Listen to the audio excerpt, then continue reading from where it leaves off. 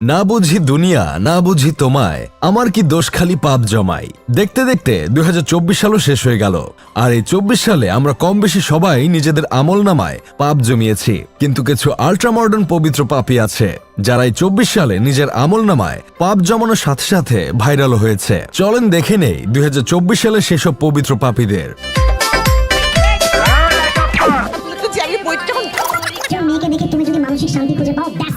প্রথমে আসি ড্রপ হুজুরের কাছে।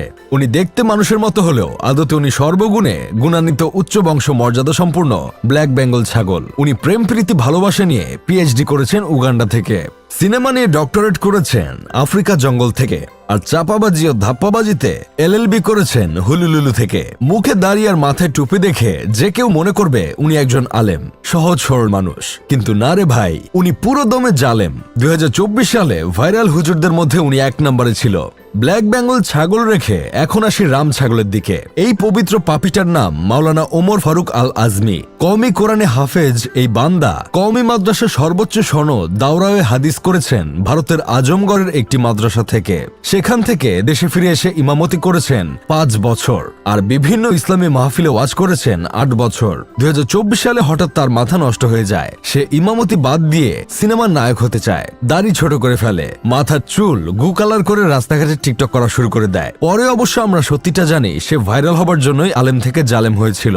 2024 সালে ভাইরাল হুজুরদের মধ্যে উনি আছে 2 নম্বরে।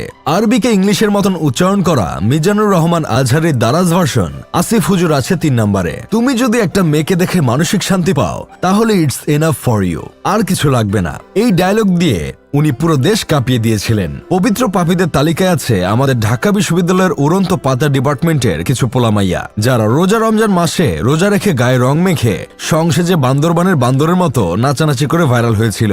পবিত্র পাপীদের কথা বাদ দিয়ে এখন আসি কিছু অপবিত্র পাপীদের দিকে। 2024 সালের অপবিত্র পাপীদের মধ্যে প্রথমেই আসে স্বনামধন্য বিশ্ববিখ্যাত টুটমার্নি ডাক্তার মুনিয়ার কথা। উনি ঢাকা মেডিকেলের আনাচে কানাচে টিকটক ভিডিও বানাতেন আর রোগীদের সেবা দিয়ে মোবাইল চুরি করতেন। এই টুটমারানি নিজেকে এমবিবিএস ডাক্তার দাবি করত ঠিকই, কিন্তু এমবিবিএস এর ফুল মিনিং জানতো না আইসিইউ এবং ওটি এর মিনিং। 2024 সালে ভুয়া ডাক্তার হিসেবে সবচেয়ে বেশি ভাইরাল হয় এই অপবিত্র পাপীটি। ভাইরাল হবার পর এখন সে মডেল। আরো একজন আছে যিনি ভাইরাল হবার পর এখন হয়ে গেছেন কুখ্যাত মডেল। নম্র ভদ্র সাহসী মহিয়সী নারীটি সেনাবাহিনীর ক্যাপ্টেনের দিকে আঙ্গুল দেখিয়ে wait it's my turn now বলে পুরো দেশে ভাইরাল হয়েছিলেন আরো কিছু মহিয়সী নারী যারা ট্রাফিক কন্ট্রোলের নামে শাড়ি পরে মুখে কেজি খানিক ময়দা মেখে রাস্তায় সার্কাস দেখিয়েছিল। 2024 সালে ভাইরাল হয়েছিল বেশি এনার্জিযুক্ত উত্তেজিত কাকু চোরামানিক, যিনি আরেকজন ধৈর্যশীল ভাইরাল রমণী দীপ্তি চৌধুরীকে দেখে শুধু উত্তেজিত হয়ে যেতেন আর বারবার বলতেন আপনি আমায় উত্তেজিত করছেন। উত্তেজিত কাকুর ফিমেল ভার্সন হলো বেশি এনার্জিযুক্ত উত্তেজিত এই নারী। উনি এতটাই উত্তেজিত হয়ে যান যে উনি মিডিয়ায় বলেছিলেন ছেলেরা যদি 4টা বিয়ে করতে পারে তাহলে মেয়েরাও 4টা বিয়ে করতে পারবে, কারণ মেয়েদের এনার্জি অলওয়েজ ছেলেদের চেয়ে বেশি থাকে। এই উত্তেজিত নারীর কথা না হয় মানলাম, মেয়েরা 4টা বিয়ে করতে পারবে। এখন কথা হলো বৃষ্টির দিন রোমান্টিক আবহাওয়া, আকাশ অন্ধকার হয়ে এসেছে, এখন 4টা রাসেল ভাইপার সাপ একসাথে গর্তে ঢুকতে যাচ্ছে। তখন এই নারী এতগুলো গর্ত কোথায় পাবে? মানলাম আপার নিতম্বে অনেক কারেন্ট, উনার অনেক এনার্জি। রাসেলস ভাইপার সাপ উপরে নিচে মিলিয়ে 3টা গর্ত খুঁজে পেলেও 4 নম্বর রাসেলস ভাইপার সাপটা কি করবে তখন? ও বলতে ভুলে গেছি, 2024 সালে শুধু মানুষ না, ভাইরাল হয়েছে রাসেলস ভাইপার সাপও। ফেসবুকে রাসেলস ভাইপার যে পরিমাণ ভাইরাল হয়েছে, ও যদি মানুষ হতো তাহলে এতদিনে সে আরেক ভাইপারকে বিয়ে করে ফেসবুকে একটা পেজ খুলে বউ দিয়ে ব্যবসা করত, না মানে কাপল ব্লগ বানানো শুরু করত। 2024 সালে ভাইরাল হয়েছিল একটা ছাগল। প্রবাদ আছে পাগলে কিনা বলে ছাগলে কিনা খায়। এই প্রবাদের যথাযথ প্রমাণ দিয়েছে 24 সালে ভাইরাল হওয়া 15 লাখ টাকা দামের এই ছাগল। এই ছাগল প্রথমে পোলারে খাইছে, পরে খাইছে পোলার বাপকে, আর এরপর ভরা মজলিসে নিজের মালিকের লুঙ্গি খেয়ে ফেলছিল।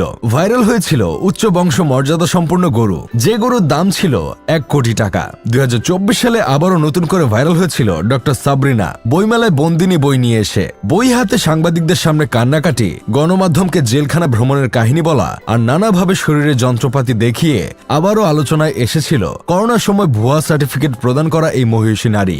বইমেলার কথা যেহেতু বলেছি, সেহেতু সুগার ডেডি মুশতাক আর সুগার বেবি তিশার কথা তো না বললেই না। ওরা 2024 সালে বইমেলায় 2টা বই বের করছিল। এই কচি বুইরা দম্পতি সস্তা ফ্রেম পেয়ে বইমেলায় নিজের ছবি আর ফেসবুকের পোস্ট ছাপিয়ে বই বের করে করে ফেলছিল। শেষমেশ এমন অবস্থা হয়েছিল বইমেলা থেকে এই দুজনকে ভুয়া ভুয়া বলে তাড়িয়ে দিয়েছিল। এখন আসি আমাদের দেশের নিম্নমানের কিছু ছিদ্র নায়িকাদের কাছে, যারা নতুনভাবে আবার ভাইরাল হয়েছিল 24 সালে। প্রথমে আসি মাহিয়া মাহির কাছে। নির্বাচনে টুটমারা খেয়ে কিছুটা শান্ত ছিল মাহি, কিন্তু আইফোন 16 আশায় গানের সাথে যে পজিশন দেখিয়েছিল সেটা দেখিয়ে আবার নতুন করে ভাইরাল হয়েছিল। আলো আসবে গ্রুপে ছাত্রদের গায়ে গরম পানি ঢেলে দেবার পরামর্শ দিয়ে 24 সালে ভাইরাল হয়েছিল অরুণা বিশ্বাস। যৌবনকালে এই অরুণা বিশ্বাস সারা যেন অভিনেত্রী না হলেও বুইরাকালে মনে হয় খাট কাঁপানো নেত্রী হয়ে গিয়েছিল। তাছাড়া আরেকজন ছিদ্রনায়িকা আসনা হাবিব ভাবনা, উনি নারী না, উনি হলেন ভাড়ায় চালিত গাড়ি। টাকা দিলে যে কেউ এই গাড়ি চালাতে পারবে। এই ছিদ্রনায়িকা আবু সাইদের ছবি এঁকে ভেবেছিল সিম্প্যাথি পাবে, কিন্তু পাবলিক তার আসল চেহারা দেখে সাবান বাদেই ধুয়ে দিয়েছিল। ছোট পর্দায় নাটক করে হলিউড ইন্ডাস্ট্রিকে পেছনে ফেলতে চাও নায়িকা জাতির প্রাক্তন ক্রাশ মেহজাবিন চৌধুরী তার নতুন সিনেমার পোস্টার লাগাতে গিয়ে 2024 সালে ভাইরাল হয়েছিল ছোট পর্দার অভিনেত্রী সাদিয়া আয়মান তার মেদযুক্ত চর্বিবিহীন পেট দেখিয়ে আর নিম্নমানের প্রমোশনের জন্য।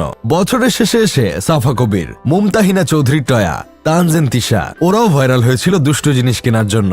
ছোট পর্দার নায়িকাদের কথা বললাম, এখন বলি ছোট পর্দার নায়ক জোভানের কথা।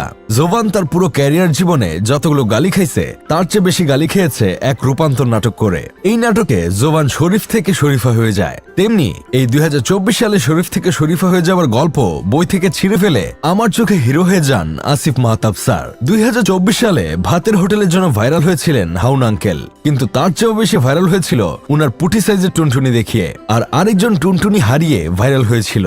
এই 2024 সালে অনেক মানবতার ফেরিওয়ালার আসল চেহারা সামনে চলে এসেছিল। এর মধ্যে অন্যতম হলো ফারাজ করিম। ছাত্র আন্দোলনের সময় উনি উনার মাকে লাইভে এনে যে অভিনয়টা না করলেন, এটা দেখে যে কেউ বলতে বাধ্য হবে কিসের কিলিয়ান মার্ফি আর কিসের লিওনার্দো ডিক্যাপ্রিও। এদের অভিনয় আমাদের মানবতার ফেরিওয়ালা ফারাজ করিমের অভিনয়ের ধারে কাছে নাই। আরেক মানবতার ফেরিওয়ালা তৌহিদ আফ্রিদির কথা যত কম বলবো তত ভালো। সে তো ন্যাশনাল না, ইন্টারন্যাশনাল দালাল।